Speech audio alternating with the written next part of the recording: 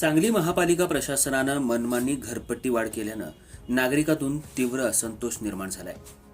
आयुक्तांनी आता पुढचा निर्णय शासनावर ढकललाय, परंतु पालकमंत्र्यांनी विधानसभेत घोषणा करून देखील महापालिका प्रशासनानं अद्याप घरपट्टी वसुलीला पूर्ण स्थगिती दिली नाही आणि प्रशासन नागरिकांना वेठीस धरतंय। सांगली महापालिका ही ड वर्ग महापालिका आहे। सध्या मनपानं जी वाढीव घरपट्टी आकारणी केली आहे तो ठरावही ऐनवेळचा आहे।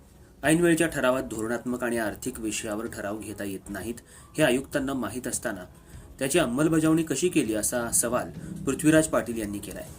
सर्व्हेसाठी जी एजन्सी नेमली त्या एजन्सीच्या लोकांनी प्रत्यक्षात जागेवर जाऊन मापं घेतली का?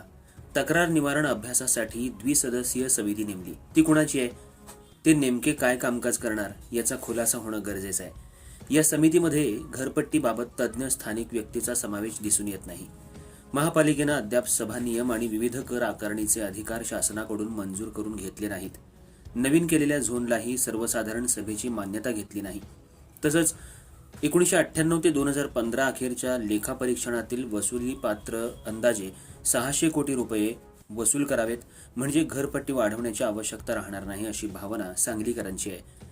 महापालिकेच्या नव्यानं निवडणुका झाल्यावर घरपट्टी हा विषय नव्या सभागृहासमोर ठेवावा, तसंच महापालिकेनं दिलेल्या कर मूल्यांकन नोटिसा रद्द कराव्यात अशी आग्रही मागणी मी महाराष्ट्र राज्याचे मुख्यमंत्री, उपमुख्यमंत्री, नगरविकास मंत्री आणि सांगलीचे पालकमंत्री, प्रधान सचिव, नगरविकास विभाग यांच्याकडे तातडीनं करणार आहे। या मागण्यांच्या बाबत आयुक्त आणि नगरविकास विभागानं तातडीनं ठोस निर्णय घ्यावा, अन्यथा सांगलीकर नागरिकांना एकत्र करून कायदेशीर लढाई आणि आंदोलन उभारलं जाईल असा इशारा पृथ्वीराज पाटील यांनी दिला आहे।